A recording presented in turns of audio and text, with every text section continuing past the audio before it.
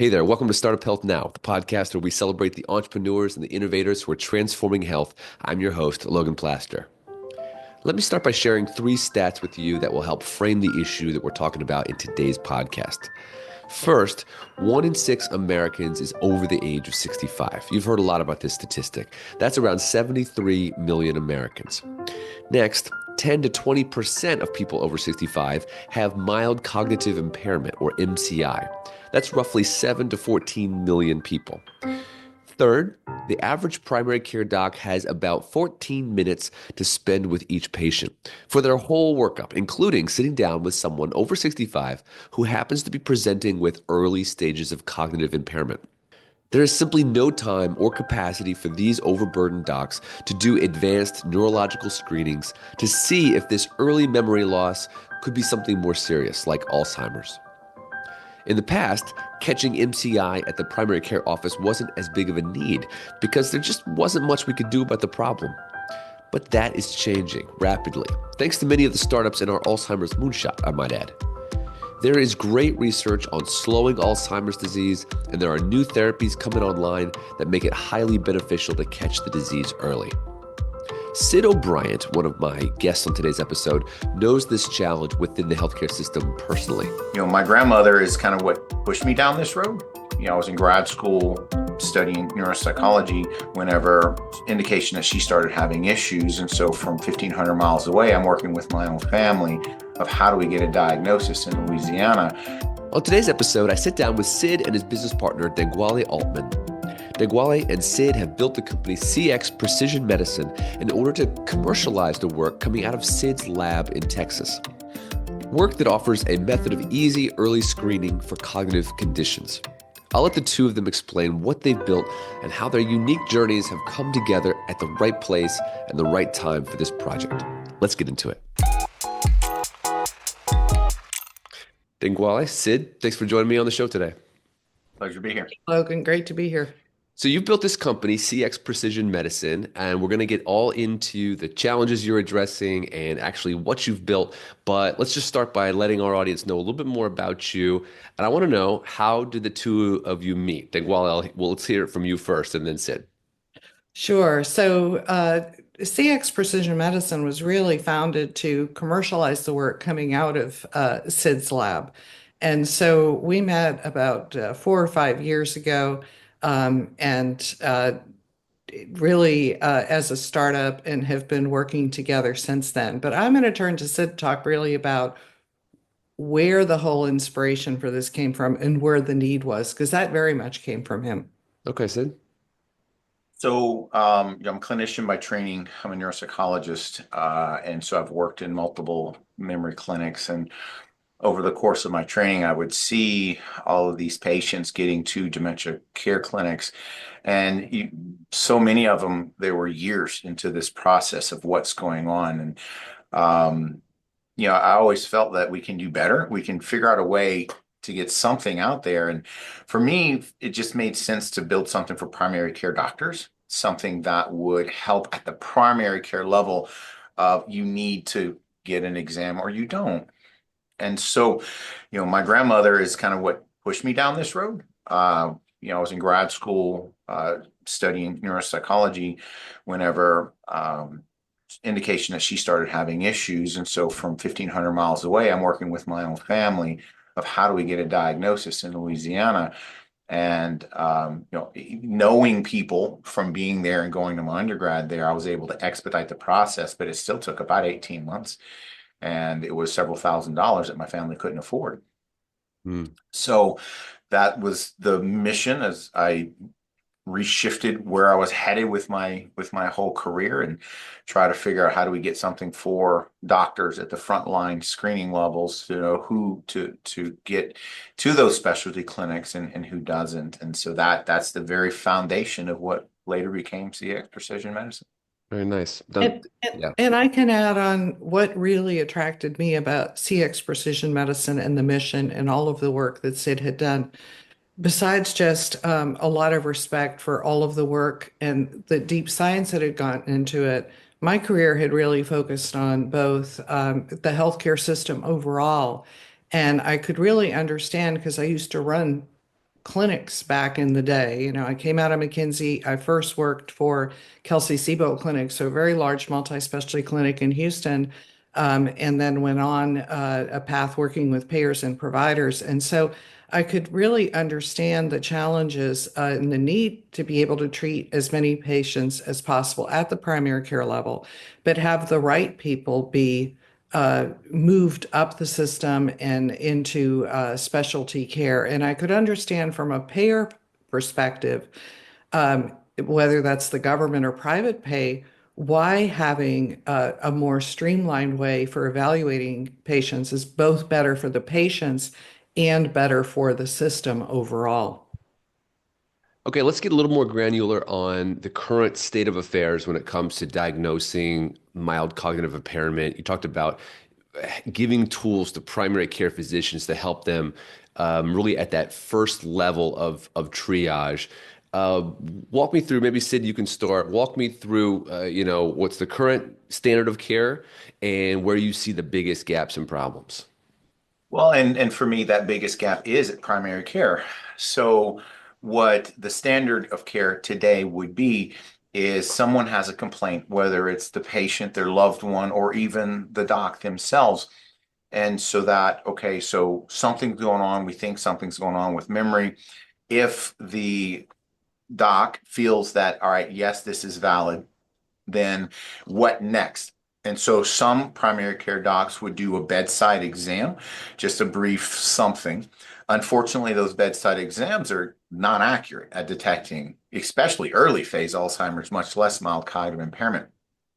Also, most docs who work with patients 65 and above, the average clinic time is 14 minutes. And so they're worried about other things. That referral to the specialty, it requires that referral to that specialty clinic, to that psychiatrist, neurologist, or whomever. And so a lot of patients simply don't get referred because they're not sure what's going on. They want to see something a little more advanced. And then the problem would be many of these dementia clinics, so that's the referral would then go for comprehensive cognitive assessment, normally at least an MRI and a blood workup. And a lot of that is to rule out things. So you want to rule out a head injury, you want to rule out normal pressure hydrocephalus, you want to rule out some blood level, so diabetes that's completely out of control, etc. And so with that full package, that's then the diagnosis. If someone has the money, they can get an amyloid scan or they can get a lumbar puncture scan for confirmatory diagnostics. And so the current state is very laborious, time consuming. And it's the gap is who needs to be referred. Having run dementia clinics, a large number of patients that we did get didn't need to be there. They were worried well. And what they were happy to get that assessment. And then the referring doc could look for other reasons like things that I just said. So that's kind of the state of where things are today. Danguole, I'm curious to hear what you have to say about how this fits in, this idea of this test that you're developing fits into a couple of macro trends. One of them is the development of other therapeutics for Alzheimer's, how that feeds in, and then also just our aging population, just how this market is shifting as well. Yeah, absolutely. So there's been really fantastic advances in finally the approval over the last, 2 years, 18 months, last summer, of some disease-modifying therapies that are really targeting amyloid pathology. And so on one hand, that's really terrific for the field that now it offers hope to people, but those therapies work better if you catch Alzheimer's at an early stage. And so that's also fueling a lot of people going to their primary care physicians where before they thought, well, there's no hope. Now it's sort of, well, I've read about something in the newspaper, maybe there's something going on. The issue is that there's a lot of other pathologies besides the amyloid pathologies that are existing in the field. And so there are a bunch of companies out there that are maybe targeting neuroinflammation, or there's a lot of work on even the GLP-1 drugs being effective. And so, if you end up having a screening test at the primary care level that is only looking at amyloid pathology, you're going to have problems with that because one is that about 25% of patients don't have amyloid pathology, and that's especially true in diverse populations. And Sid's published extensively on this, with more to come. So you're going to miss those patients, and maybe they'd be a great candidate for a different drug that's targeting a different pathology. The other issue is that about 30% of patients that are 70 and up are cognitively normal, have amyloid pathology, and may never end up having Alzheimer's, which is what you hope. So you hope they never end up having cognitive impairment. And so if you have a screening test that's just on amyloid and tau at that primary care level, you've now gotten a bunch of people worried that probably don't have a good reason to worry, and you're referring them up the line for specialty care. I'm not saying those tests aren't great. I think they can be terrific and they're necessary to say, should this patient be on some of these new therapies? I just don't believe it should be that first evaluation. The first evaluation should be, which way, because the drugs are not effective on patients with no cognitive impairment. So it's a requirement to have both that cognition and pathology. So. Hey, a quick plug about Startup Health before we get to the second half of this interview. We have been organizing mission-aligned networks called Health Moonshot communities in order to level up the world's most ambitious healthcare entrepreneurs. We've been doing this work since 2011 and have helped more than 500 companies from more than 30 countries. Membership in Startup Health is open exclusively to founders and CEOs in health tech, biotech, and life sciences who are dedicated to solving the biggest health challenges of our time. You can learn more about the benefits of membership, and you can read hundreds of success stories, member testimonials, all at startuphealth.com. So we've talked kind of around what you are actually building from different angles, but I want to make sure that our listeners and our viewers know exactly what CX Precision Medicine is. We've talked about a panel for primary care for not just ruling out or diagnosing one type of amyloid pathology, but it's a range of things. So Sid, walk us through in so the most concise way possible, exactly what is the panel? What are you building? So what we've built is a blood test that is used specifically to rule out whether or not someone has memory issues. Do they have cognitive dysfunction? It was built on that. It was built on a clinical diagnosis. It wasn't built on whether or not someone has brain amyloid or tau or whatever in their brain. It was built on clinical symptoms. And as Danguole pointed out, that's actually the first step. We need to know whether or not they have something going on clinically, because that's the indication of the drugs. The drugs aren't available for preventative purposes. So it's also, as the field is now realizing, that even Alzheimer's is more complicated than just amyloid. So we look actually at a broad panel of markers that cover things like inflammation and vascular dysfunction, metabolic dysfunction. And so it's a panel of markers that predict used as, all right, you do not need to follow up on anything because your profile does not look like someone with cognitive impairment. That would be dementia, maybe Alzheimer's or something else. And so it's just a blood test that covers a broader pathology that says you look cognitively okay, so or not. And if you do, that allows your providing doctor to say, you're fine. Let's pause. Let's reduce some of that stress. Let's not increase additional financial and medical burden. And if you still feel this way, we'll test it later. But at the same time, it allows that doc to look in things like depression, diabetes, other possible causes of the complaint. So that would be my summary of it. Yeah, that's helpful. I'm Yeah. just curious, Danguole, I'm curious how you how you phrase it, how you think about it. Obviously, Yeah. Sid's he's deep in the lab, and when you translate it to other folks, maybe even on the payer side, like how do you talk about it?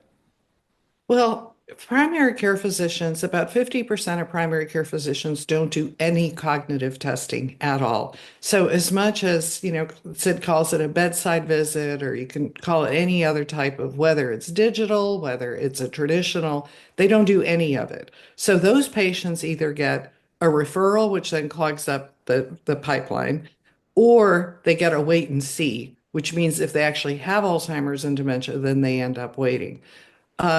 So this certainly gives a tool for the ones who are just not doing any kind of cognitive assessment. And I think for even the ones that do a digital cognitive assessment or a traditional cognitive assessment, it's an initial triage that doesn't take any resource from that doctor. So from a physician standpoint, it's kind of an easy first test to do and figure out where someone goes, and then you start a variety of other tests afterwards. From a payer standpoint, that can really save the costs that all come in on that further up the way. The other thing is for a patient, about 80% of these patients are going to get a rule out result.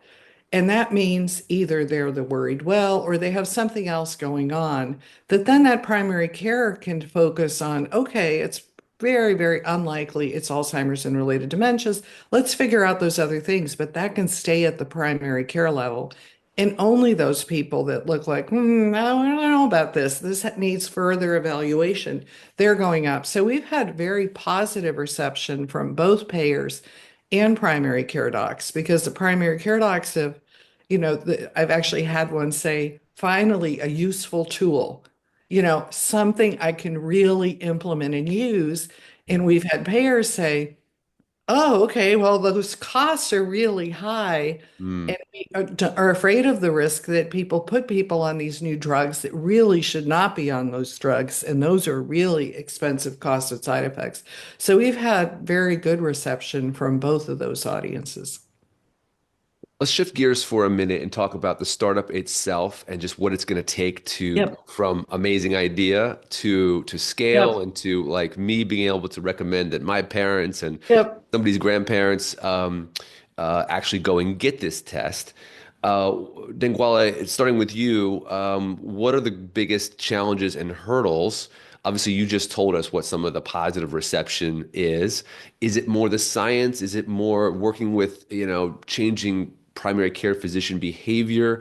Mhm. Or is it something else? What's the biggest? Well, it's really initially it's the validation and the regulatory. So we are in the midst of and close to completing validation as a lab developed test. And what that means is that we would be allowed to offer this test to physicians. They would be able to order it from us.